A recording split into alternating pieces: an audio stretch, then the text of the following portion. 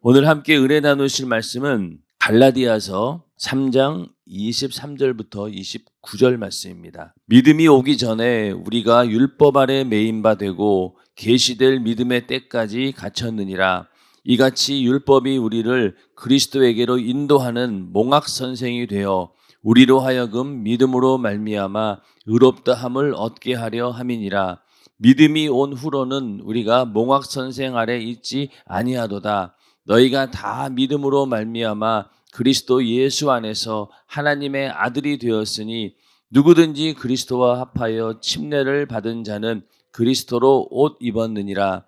너희는 유대인이나 헬라인이나 종이나 자주자나 남자나 여자 없이 다 그리스도 예수 안에서 하나이니라. 너희가 그리스도께 속한 자면 곧 아브라함의 자손이요 약속대로 유업을 이은 자니라. 아멘.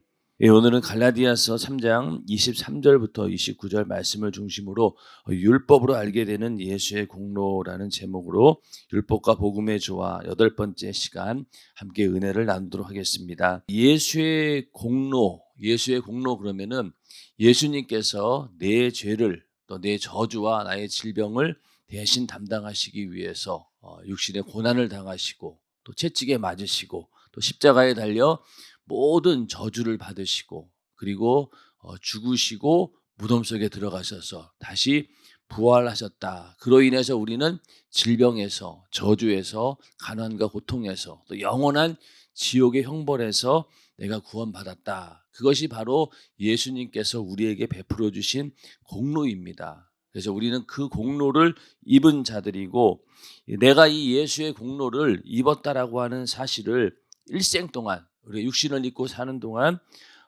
믿고 또 그것을 절대적으로 지지하고 또 그 공로에 힘입어서 내가 이렇게 큰 은혜를 받았으니 나는 하나님께 감사하며 충성하며 살아야 되겠다라고 하는 것이 우리의 신앙생활입니다. 그래서 우리가 신앙생활을 할 때 가장 먼저는 왜 우리가 이렇게 예수의 공로를 입어야 하는지를 먼저 우리가 알아야 되겠죠. 그래서 율법을 통해서 이 예수의 공로를 우리가 얼마나 입어야 되고 또 어떻게 입어야 되는지를 알지 못하면은 우리의 신앙생활은 정말로 향방 없이 또 우리의 신앙생활이 전혀 목적 없이 그냥 자기 기분대로 방종하거나 또 아니면은 그 잘못 오해해서 율법에 얽매여서 항상 부자유한 채로 그렇게 율법주의자로 살아갈 수밖에 없는 또 한편으로는 하나님 말씀대로 살아야 된다라고 하는 것을 늘 생각과 마음은 있지만 행동으로 옮기지 못한 채 망설이고 주저하다가 그냥 세월 다 보내는 그런 경우들이 얼마나 많은지 모릅니다. 그래서 우리의 신앙생활이 이렇게 들쭉날쭉하고 뭔가 이렇게 변화가 없고 진보가 없을 때 우리는 그 원인을 내가 율법에 대해서 잘 모르고 있기 때문에 나를 하나님의 말씀으로 정확하게 현미경처럼 또 안경처럼 보지 못하기 때문에 그만큼 예수의 공로가 필요 없기 때문에 우리는 신앙생활에 절대적으로 매진하지 않는 것입니다. 그렇기 때문에 율법을 우리가 분명히 알아야지만이 또 우리가 율법을 통해서 내가 예수의 공로를 왜 입어야 되는지를 정확히 알아야 되는데 그것을 알려주는 게 바로 율법인데 그래서 율법을 우리를 그리스도에게로 인도하는 몽학 선생이다라고 이렇게 오늘 갈라디아서 3장 24절에 말씀하고 있습니다. 이 몽학 선생이라고 하는 말은 이제 부잣집에 있는 그 아들이 있는데 이 아들을 양육시키기 위해서 그리스 당시에 이제 노예들이 있었어요. 그 노예 중에서 똑똑한 노예를 이렇게 뽑아가지고 자기 자식을 이렇게 훈육하고 또 보호하고 감시하는 그 일을 맡게 했다는 겁니다. 그러니까 노예라고 하는 게 우리가 생각하기에는 맨날 육체적인 노동을 하는 그런 노예로만 생각하는데 그리스 시대나 로마 시대에 많은 유대인들이 그 로마의 속국으로 있었기 때문에 유대인들 가운데도 노예가 있었죠. 근데 그 노예 가운데는 힘을 쓰는 육체적인 노동을 하는 노예도 있었지만은 꽤나 똑똑한 노예들도 있었어요. 그러니까 그러한 노예들을 뽑아다가 자기 아들을 가르치는 일에 맡긴 겁니다. 그러니까 선생이라고 하긴 그렇고 훈육하고 보호하고 감시하면서 후견인으로서의 시중을 들게 한 거예요. 자녀 입장에서는 어린 나이에 누구의 말을 들어야 되는 거예요. 노예지만은 몽학 선생인 이 사람의 말을 들어야 되는 거예요. 거기에 순종해야 되고 거기에 따라야 됩니다. 그러다가 이제 나중에 이 자녀가 성장하게 되면 어떻게 됩니까? 이제는 다시 그 몽학 선생이었던 그 노예는 노예의 신분으로 돌아가고, 그렇게 훈육을 받았던, 감시를 받고 보호를 받았던 자녀는 이제 성장해서 다시 자녀의 신분으로 돌아가게 됩니다. 그러면 나중에 가서 그 노예는 점점 늙어가고 이 아들이 이제 나중에 주인이 되었을 때는 또 그 노예를 다스리는 주인이 되는 것이죠. 그래서 사도 바울이 이렇게 몽학 선생을 율법에 비유하는 것은 우리가 아직 믿음이 연약할 때, 아무것도 모르는 어린아이와 같을 때 율법은 우리를 그리스도에게로 인도하는 역할을 한다는 거예요. 우리가 믿음으로 잘 성장할 때까지 율법은 계속해서 우리를 훈육하고 가르치고, 이게 죄다, 이게 하나님의 법이다, 계속 알려주면서 우리를 성장시키게 만들어줍니다. 그런데 이 율법의 기능은 어디까지냐면 우리가 하나님의 자녀가 되었을 때까지, 그때까지의 기능을 하는 거예요. 그러니까 우리가 복음을 만나고 예수를 만나고 거듭나게 되면은 이제는 율법은 항상 이렇게 예수에게로 우리를 인도하는 몽학 선생의 역할을 한다는 겁니다. 몽학 선생에 대한 이야기를 또 여기 4장 2절에 보면은 그 아버지의 정한 때까지 후견인과 청지기 아래에 있나니, 이렇게 말씀하고 있죠. 이거 똑같은 얘기예요. 몽학 선생이나 아버지가 정한 때까지 후견인과 청지기 아래 있다는 거예요. 그 자녀가 유업을 있기 전까지는. 그러니까 그 노예를 몽학 선생으로 모시고 그 선생의 그 뜻을 따라서 쫓아가다가 이제 나중에 어른이 되면은 이제 거기서 벗어난다는 겁니다. 그러면서 이와 같이 우리도 어렸을 때에 이 세상 초등 학문 안에 있어서 종노릇하였더니, 예?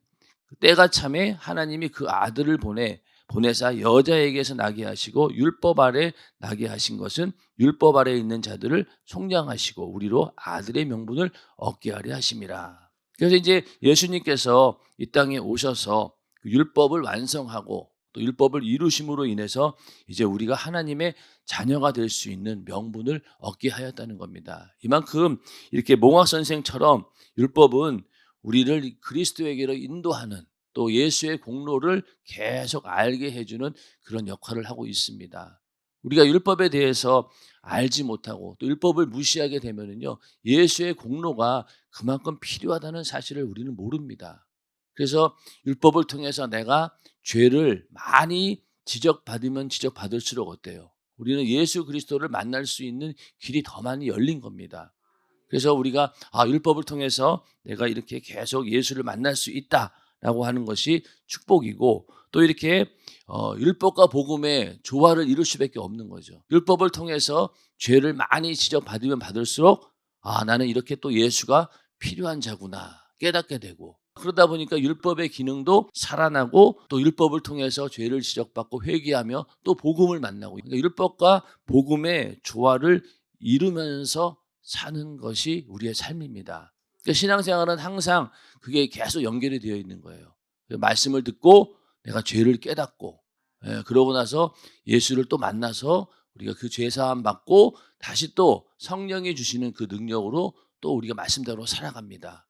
그러다 보면 처음에는 내가 이런 죄를 그냥 지었는데 또 회개하고 또 그 죄를 또 짓고 또 회개하고, 그렇게 계속 반복하다가 어느 순간에 가서는 이거 내가 도저히 이렇게 살아서는 안 되겠구나. 그리고 정말로 자기를 통회하고 자복하면서 하나님을 의지할 때 또 성령께서 역사해서 완전히 그 죄에서 벗어나게 해주신다는 겁니다. 예수를 믿고 나서도 담배, 술 못 끊는 사람들이 많아요. 그러다 보니까 교회 장로님들 중에도 담배를 못 끊어가지고 술을 못 끊어가지고 교회 오는 날은 그냥 뭐 엄청 관리를 하죠. 막 입에다가 막 가그린도 하고 막 몸에다가 향수도 뿌리고 그렇게 해서 했는데 못 끊어요, 이게. 못 끊어요. 이건 담배를 피워본 사람은 그 고통을 알아요. 고통이라고 하기엔 그런데 끊고 싶어도 못 끊습니다. 막 목에 막 편도선이 생겨가지고 부어가지고 목이 아파 약을 먹으면서도 담배를 못 끊어요. 그러니까 완전히 그게 죽으려고 어떻게 보면 환장한 거죠. 그런데도 못 끊는 게 바로 담배입니다. 그런데 끊어야 되겠다라고 매일 기도해도 안 되는 거예요. 그러다가 어느 순간에 성령께서 강력하게 역사하시면은 이게 그냥 끊어져요. 그리고 어느 순간부터 담배 연기가 막 맡기도 싫어지는 겁니다. 그렇게 성령의 능력으로 끊지 않고는 절대로 이 담배는 끊을 수가 없어요. 그리고 담배를 끊기 위해서는 그냥 내가 뜨겁게 기도하고 회개하면서 성령 충만해서 성령이 나를 완전히 압도하셔야지만이 담배를 끊을 수 있습니다. 그 정도로 이 중독이 무서운 것이죠. 그래서 이렇게 율법과 복음의 조화를 이루면서 살아가는 사람은요, 타락하지 않아요. 그래서 어지간해서는 밑구녕으로 내려가지 않습니다. 그런데 이 율법과 복음에 대한 조화를 모르는 사람들은 어떠냐? 한번 타락하면 그냥 미끄러져 버리는 거예요. 그래서 우리 연세중앙교회 자녀들에게 하나님 말씀을 계속 교육시키고 또 율법이라고 하는 하나님 말씀을 엄격하게 가르치다 보면은요, 나중에 그 아이들이 자라났을 때, 물론 아이들이 자라나면서 방황할 때도 있고 또 뭔가 부모가 원하는 대로 신앙생활을 하지 못하는 경우도 있어요. 그게 그렇게 다 된다라고 하면 얼마나 감사하겠습니까? 물론 그런 아이들도 있죠. 그러나 아무리 봐도 아이들은 부모가 원하는 대로 그렇게 신앙생활을 하지 못할 때가 많이 있고, 저러면 안 되는데라고 걱정 의심할 때도 있습니다. 그런데 어렸을 때부터 이렇게 율법과 복음의 조화, 그러니까 하나님 말씀의 엄격함도 알고 또 그 죄를 위해서 예수님께서 대신 죽으시고 나를 사랑해 주셨다라고 하는 그 사랑의 그 은혜를 아는 아이들은 조금 빗나갈 수는 있지만 언젠간 돌아와요. 그리고 타락을 한다라고 해도 아주 멀리 가진 않습니다. 항상 어느 정도의 자기 믿음의 한계가 딱 있는 거예요. 왜? 들은 말씀이 있기 때문에. 이 율법과 복음의 조화를 이루며 살아가는 사람들은 타락하지 않습니다. 항상 왜? 이 기능이 살아나기 때문에. 조금만 내가 말씀에서 벗어나도 율법이 나를 정죄합니다. 야, 너 이렇게 살면 안 돼. 말씀을 들을 때마다 이러면 안 되지라고 정신을 바짝 차립니다. 그리고 다시 또 은혜 안으로 들어오고, 또 조금만 삐끗해도 계속 말씀이 내 안에 살아 움직이면서 나를 올바른 길로 하나님 말씀대로 인도하게 된다는 겁니다. 그 얘기는 결국 뭐냐면은 내 영혼이 살려고 하는 그런 생의 본능, 애착, 내 영혼이 막 살려고 하는 그 생의 본능을 자꾸만 일깨워 주는 거예요. 그러니까 하나님 말씀, 율법이라고 하는 것이 우리를 원래는 복음이 있기 전에는 죽이는 법이었어요. 율법을 통해서 죄를 지적받고, 야, 넌 이 죄 때문에 저주받고 죽게 되었어. 그렇게 되었는데 복음이 있기 때문에 그 율법의 기능이 우리에게 선한 기능이 되어서 말씀을 들으면 들을수록 내가 죽었다가 살아나는 그런 경험들을 매일 한다는 거예요. 그 율법을 통해서 나는 죽었구나. 그러나 복음을 통해서 나는 또 살아납니다. 또 말씀을 들을 때마다 야, 너 똑바로 살아야 돼 라면서 계속해서 우리에게 영적으로 살려고 하는 그런 본능을 계속해서 일깨워 주는 것이죠. 그래서 우리가 때가 되면은 배가 고프고 밥을 먹어야 합니다. 그래서 계속 나 배고파라고 하는 신호가 우리에게 오게 되는 거죠. 그 얘기는 뭡니까? 야, 너 지금 네 육신이 지금 위험한 상태야. 빨리 음식을 공급해가지고 생명을 유지시켜라라고 계속 신호를 보내는 거예요. 그러면 이제 그 신호에 따라서 밥을 먹으면 어떻습니까? 그때부터 이제 내가 살았구나라고 더 이상 이제 배가 부르면 그런 요구를 하지 않습니다. 그러니까 율법도 계속 내가 죽었다고 신호를 보내주는 의로운 법이라는 거죠. 그러니까 하나님 말씀을 들을수록 또 읽을수록 접할수록 계속 너는 이렇게 죽게 되었어. 그런데 예수의 공로로 너 살지 않았느냐. 넌 이렇게 은혜 받은 자야. 그러니까 너는 감사하면서 살아야 돼. 그 감사를 어떻게 할래? 충성해야 돼. 하나님께 표현해야 돼. 그래서 그렇기 때문에 우리의 신앙생활은 이렇게 율법을 통해서 내가 죽었다가 또 복음을 통해서 살아났다라고 하는 것이 계속 반복이 되면서 그게 이어지다 보면은 그 믿음이 견고해지는 겁니다. 흔들리질 않아요. 근데 이게 없는 사람들은요, 진짜로 자기 기분에 따라서 신앙생활을 합니다. 근데 여기에 딱 말씀의 뿌리가 고정된 사람들은요, 흔들리지 않아요. 그러니까 신앙생활이 항상 변동이 없는 것이죠. 그래서 우리 연세중앙교회의 강점이 바로 이겁니다. 우리 성도들이 다른 어떤 교회의 성도들보다 믿음이 견고한 것은요, 이 율법과 복음의 조화가 이루고 있기 때문에. 그래서 제가 처음에 말씀드린 것처럼 결국에 율법과 복음의 조화를 이루게 만드는 능력은 바로 무엇이냐? 성령입니다. 성령 충만해야지만이 율법의 기능도 살아나고, 내가 율법으로 정죄받았을 때 두려움이나 그런 것보다 오히려 아이쿠 나는 죽었구나, 빨리 살아야 되겠다라고 정신을 차리는 거예요.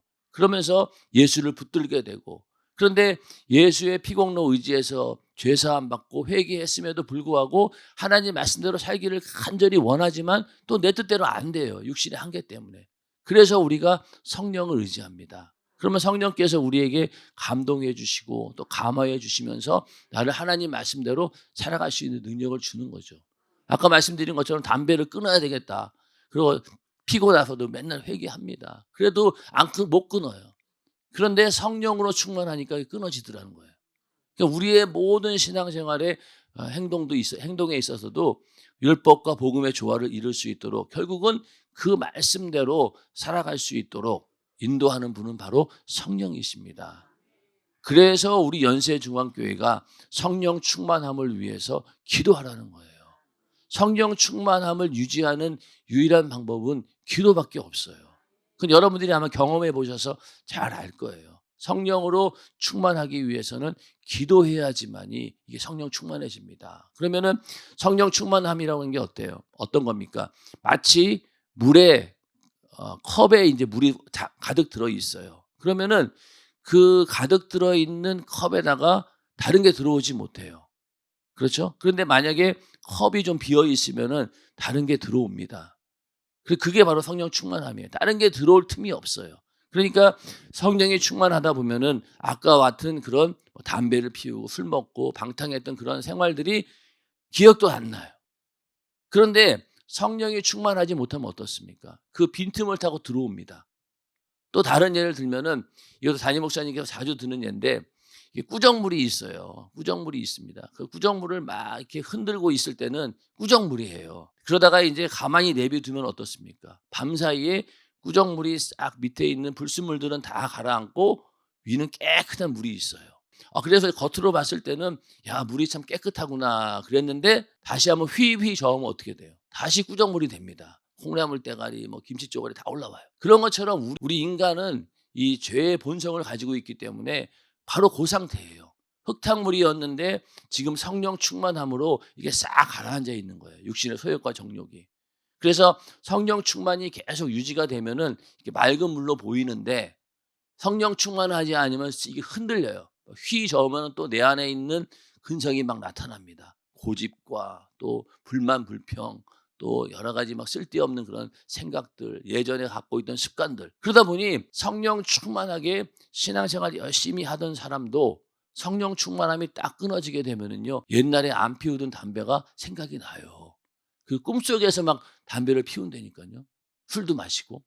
그게 뭐예요? 내 안에 육신의 소욕이 다시 살아나고 있다는 거예요. 그거를 억누르고 제어하는 게 바로 성령 충만함입니다.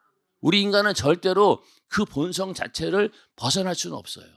그냥 성령의 능력으로 억누르고 지배하고 압도해서 내 안에 있는 육신의 소욕이 나오지 못하도록 꽉 누르고 있는 거예요. 마치 물을 가득 채운 컵처럼. 근데 거기에 흔들리면은요, 우리 안에 있는 게 다 나옵니다. 그래서 기도하던 사람이 기도하지 않고 성령 충만함이 끊어지면은요, 얼마 안 가서 세상 사람 돼요. 그나마 이제 교회 안에 있다 보면은 교회의 분위기 속에서 다시 한번 하나님이 계속 기회를 주시지만은, 만약에 이렇게 영적으로 기도할 수 있는 분위기가 있는 교회를 떠난다 생각해 보세요. 그러면은 더 이상 강단에서 기도하라는 얘기도 들을 수도 없고, 또 신앙생활 잘해라고 하는 얘기도 들을 수도 없고, 그럼 어떻게 되겠어요? 육신의 소욕은 계속 살아납니다. 그러다 보면은 결국 얼마 안 가서 불신자랑 똑같아요. 그냥 예전에 내가 한때 은혜 받았지, 내가 그래도 성령 받고 방언도 받았어, 근데 요 모양 요 꼴로 살고 있다, 이렇게 되는 거예요. 그러면서 다시 회복하기가 너무너무 어렵다는 겁니다. 은혜 받는 것보다 다시 타락해서 은혜 받는 건 더 어렵다는 거죠. 그러니까 그렇게 되지 않게 하기 위해서 우리는 정신을 바짝 차리고 성령 충만함을 위해서 끊임없이 기도하는 겁니다. 그러니까 어떻게 보면은 그냥 앉아서 기도하는 것이 이게 무슨 효과가 있겠느냐? 그렇지 않아요. 아무리 말씀을 1000번, 10,000번 읽어도 성령 충만하지 않으면 그 하나의 지식에 불과해요. 그런데 성령이 충만하면서 말씀을 읽고 또 그 말씀을 접할 때는 어떻습니까? 그 말씀이 살아 운동력 있는 말씀이 되고 내 영혼을 살리는 말씀이 되는 겁니다. 그래서 우리는 성령 충만함을 위해서 끊임없이 기도해야 됩니다. 인정하시면 아멘 하시기 바랍니다. 그것만 잘하면은 신앙생활을 유지할 수 있다는 거예요. 담임 목사님이 계속 하는 얘기는 오직 그거예요. 성령 충만함을 위해서 기도하라. 그러니까 이제 그 잘 기도에 대해서 모르는 사람들은 어떻습니까? 아니, 기도를 어떻게 2시간 동안 할 수 있을까? 한국말로 여러분들이 원하는 하나님께 간구하는 기도의 제목을 적어서 한번 읽어보세요. 한 30분이면 끝날걸요? 별의별 거 다 적어도 아주 자세하게 적어서 기도 제목을 다 적어보세요. 그거 읽는데 아마 한 30분도 안 걸려요. 그것도 하루 이틀이죠. 맨날 그것만 읽을 수는 없잖아요. 그러니까 우리의 기도는 하나님께 내가 뭔가를 요구하는 간구의 기도도 있어요. 그러나 성령 충만함을 위한 기도는 그런 차원이 아닙니다. 그 이상이에요. 그러니까 예를 들어서 우리가 기도할 때 한국말로 이렇게 내가 필요한 것을 간구하는 것도 있지만은 대부분 우리의 기도는 어떤 기도입니까? 영의 기도예요. 성령으로 기도합니다. 그러다가 이제 성령으로 막 기도하다가 또 기도 제목이 떠오르면은 우리말로 기도하고 또 방언으로 기도하고 이렇게 계속 반복되다 보니까 2시간이 뭡니까? 뭐 3시간, 4시간 뭐 마음 놓고 할 수 있죠. 하나님께서 능력 주시고 또 감동이 오고 그러면은 뭐 3시간, 4시간 뭐 어떤 분들은 밤새워도 합니다. 그러니까 기도라고 하는 것이 기독교인들 중에서도 내가 필요한 것을 적어서 하나님께 요구하고 나는 그것을 받는 거로만 생각하는 사람들은요, 그렇게 장시간 기도를 못해요. 못합니다. 그리고 또 그렇게 기도 제목 가지고 기도했는데 그 기도의 제목 가운데 육신의 정욕으로 잘못 구하는 것들이 얼마나 많겠어요. 그냥 응답도 안 되네. 그냥 기도했는데 응답도 안 되네. 아이고, 기도해봐 소용없네. 그냥 기도 안 하는 거예요. 그런데 성령의 능력으로 또 성령 충만함으로 기도하면 어떻습니까? 하면 할수록 마치 막 그 빨려 들어가는 듯한, 그렇죠? 성령 충만의 방언으로 막 한참 기도하다 보면은 그 빨려 들어가는 듯한 막 그런 느낌도 받고 하나님의 막 그 능력이 내 안에 막 들어오는 그런 느낌도 받고 이건 말로 표현할 수 없는 충만함을 느낀다는 거예요. 그런 기도의 맛을 본 사람들은 그냥 그 일반적으로 말하는 기도하고는 차원이 다른 거죠. 성경에서도 너희가 마음으로 기도하고 또 영으로 기도해라. 그러니까 영적으로 방언으로 막 기도하다가 또 떠오르는 기도 제목이 있으면 또 기도하고, 그리고 방언으로 막 기도할 때 정신을 집중시키기 위해서 어떻게 합니까? 내 마음으로 계속 뭔가 기도 제목을 생각해 하셔야 되는 거예요. 그러니까 만약에 정신줄 놓으면은 방언으로 암만 해도 그냥 졸거나 아니면은 내가 뭔 기도를 하긴 했는데 아무 기억이 안 나요. 그거는 무의미해요. 아무리 방언으로 오랫동안 기도한다 할지라도 내 정신을 놓고 있으면은요, 그 기도는 무의미합니다. 그래서 우리가 방언으로 기도하더라도 머릿속으로는 뭐예요? 하나님의 은혜를 생각하고 또 떠오르는 기도 제목을 계속 간구하고 뭔가 내 마음을 주님께 고정시키려고 하는 그런 이 생각이 있어야 되는 거예요. 그런 생각을 가지고 막 방언으로 기도할 때, 장시간으로 기도할 때 은혜가 되는 것이지, 그냥 뭐 입술로만 랄랄랄랄라 거리고 그냥 아무 생각 없이 있으면은요, 그 기도는 정말로 무의미한 기도가 되고 중언부언하는 기도가 되는 거예요. 그래서 이렇게 우리가 성령 충만함을 위해서 기도하는 것도 바로 율법과 복음의 조화의 그 기능이 내 안에서 계속 살아 움직일 수 있도록 하기 위해서 우리는 기도하는 겁니다. 왜냐하면 우리를 끝까지 책임지시고 인도하시는 분은 성령님이시기 때문에. 그러니까 성령이 아니고는 절대로 우리를 이렇게 율법과 복음의 조화를 이룰 수 없다는 거예요. 이게 정말로 중요합니다. 예. 그래서 이렇게 우리가 복음을 알면 알수록 율법을 더 철저히 지키게 되는데, 이렇게 율법과 복음의 조화의 틀 속에서 살아가는 것이 바로 이 좁은 길을 가는 삶입니다. 마태복음 7장 13절 14절에도 좁은 문으로 들어가라. 멸망으로 인도하는 문은 크고 그 길이 넓어 그리로 들어가는 자가 많고 생명으로 인도하는 문은 좁고 길이 협착하여 찾는 이가 적음이라. 좁은 문으로 들어가는데 좁은 문으로 들어가는 순간 또 길도 좁아요. 근데 이 좁다라고 하는 의미가 그냥 어느 정도 좁은 게 아니라 겨우 내 몸 하나 지나갈 정도로 아주 좁은 길을 말하는 겁니다. 그러니까 우리의 신앙생활은 좁은 길을 가는 것이죠. 아무도 가려고 하지 않아요. 그렇죠? 뭐 주일날 이렇게 교회에 와 가지고 하루 종일 1부 예배부터 5부 예배까지 거의 하루 종일 교회에 우리는 있습니다. 다른 사람들은 예수 믿지 않는 사람들 또 안 그런 사람들 어디가 있습니까? 여기 뭐 호수공원에 가면은 막 주일 얼마나 사람들이 많겠어요. 그렇죠? 그런데 우리는 여기 교회 안에 앉아 있어요. 그러면 세상 사람들이 봤을 때는 '아이고 저 사람들은 뭐하러 저렇게 생고생을 하나. 저게 뭐 하는 짓일까?' 이렇게 참 좋은 날씨에 살기 좋은 환경 가운데서 교회에 쭈그리고 앉아서 뭐 하나. 그러지 않겠습니까? 그러니까 우리는 좁은 길을 선택한 자들이에요. 그러니까 오는 사람이 적어요. 예. 그 예전에 제가 살던 곳이 저기 우이동이었는데 서울에 있는 우이동인데 거기가 이제 바로 올라가면은 산이었어요. 그래서 인제 주일날이 되면은 산으로 올라가는 사람들이 막 구름처럼 막 몰려와요. 그냥 거기를 그냥. 그런데 우리는 반대로 교회로 옵니다.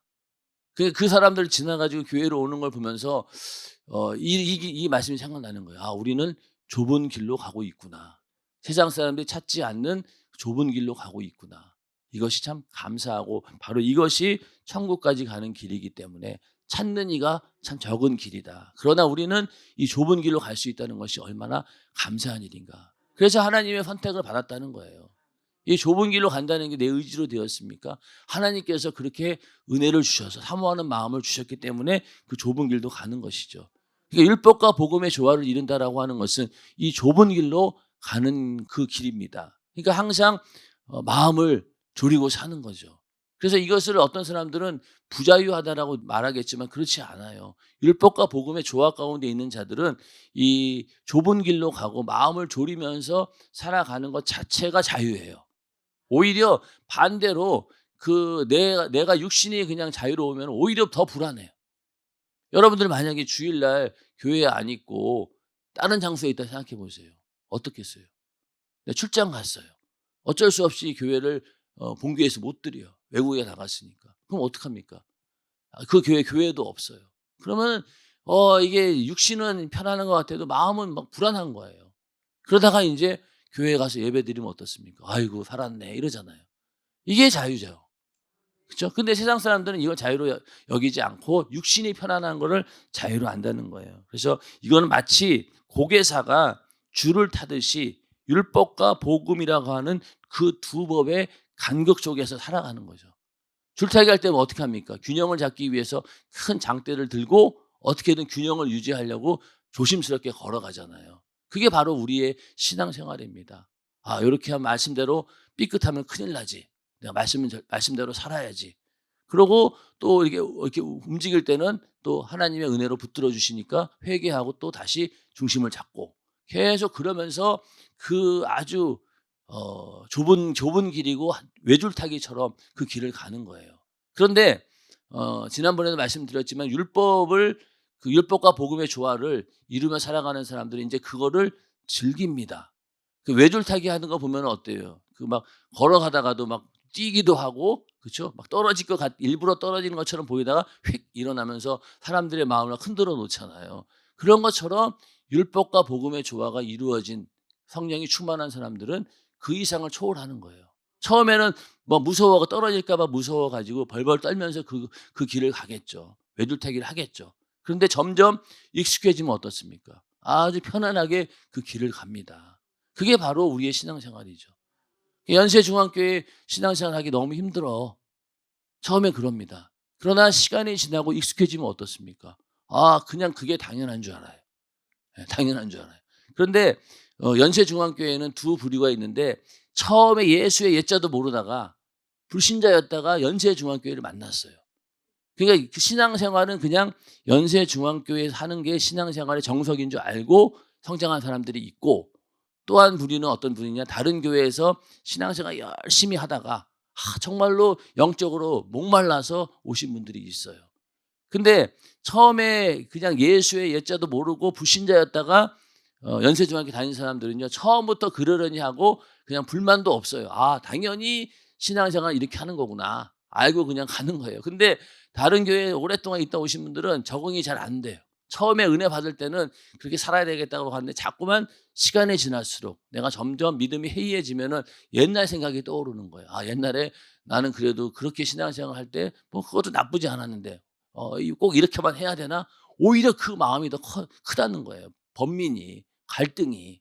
그런데 처음부터 그냥 연세 중앙교회 다니는 사람들은 그냥 그렇게 하는 건 줄 알아요. 또 그게 몸에 익숙해져 버렸어요.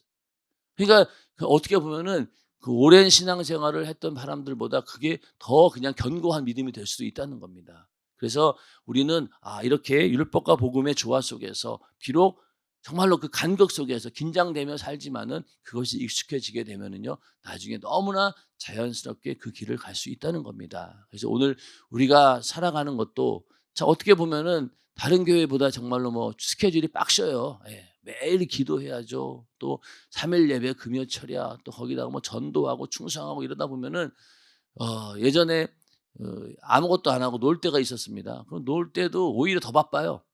백수면은 오히려 좀 편안해야 되는데 노는 동안에 일이 더 많아요. 예, 그러니까 신앙생활만 전념을 해도 그냥 세월이 금방금방 갑니다. 얼마나 참 감사합니까? 그래서 우리는 그렇게 힘들고 어렵다라고 하지만 하나님께서 율법과 복음의 조화를 이루며 살아갈 때마다 예수의 공로가 기억나게 하시고 은혜로 우리를 계속 붙드시고 힘을 주시기 때문에 힘들고 어려워 보여도 우리는 그 길을 정말 넉넉하게 은혜 가운데 이기면서 갈 수 있는 겁니다. 그래서 오늘 하루도 좁은 길이지만은 힘든 길이지만은 내가 하나님 말씀과 또 나의 예수의 공로로 또 성령이 주신 능력으로 그 길을 가는데 넉넉히 승리하면서 이겨나가면서 가는 우리 모두가 되기를 주님의 이름으로 축원합니다.